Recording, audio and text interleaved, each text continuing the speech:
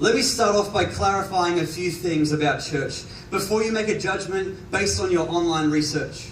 Before you read a blog by an upset ex-churchgoer who never made Jesus his Saviour and said his Saviour was his ex-pastor. Wow. You see, we aren't a group of saints. We never claim to be perfect. We all need grace, regardless of whether we deserve it. The church is not an exclusive organisation limited to the well-behaved people. We're a hospital for the broken, not a self-righteous building with a steeple. The church is not your saviour, the church is your invitation. And this invitation comes from a heartbroken congregation, not a religious obligation. You see, we believe that lives are one invitation away from transformation.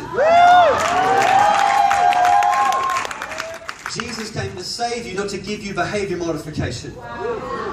The church can't save you, it's up to your free will. And we never said we have all the answers, that's why we point you to the Bible. The church can't scratch an itch that was never theirs to scratch. We never hung on a cross for you, and we're fine with that. So I'm sorry if you ever thought church was boring. I'm sorry if your Christianity was based around Sunday morning. I'm sorry if the church hurt you unpleasantly. But it's time to grow into your God-given destiny. And respectfully, I've got to say, you can't find your identity in an organisation or a building or some other remedy. And I'm sorry for the church extremists who are out there picketing. It's sickening. They should just try witnessing. Hate plus condemnation equals no one is listening.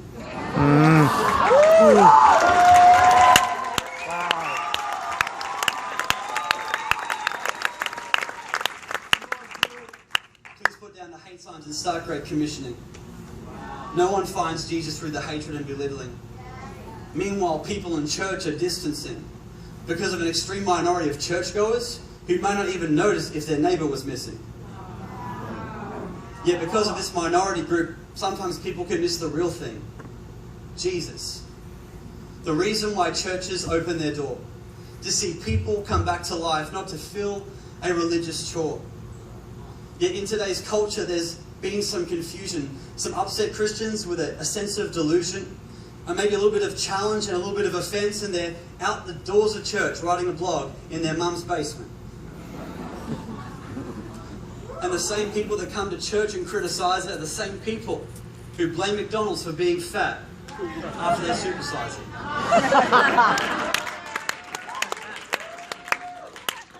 It's like criticising the gym because you're obese. It's like criticising Chase because your bank account is weak.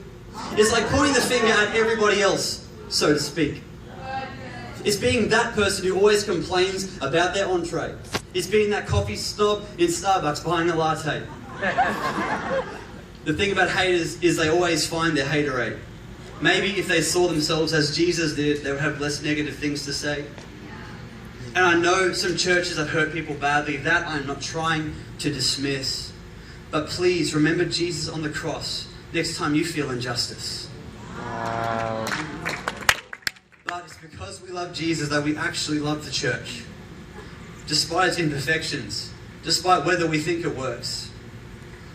God is coming back for a bride without blemish, and I will build the church until the day I perish.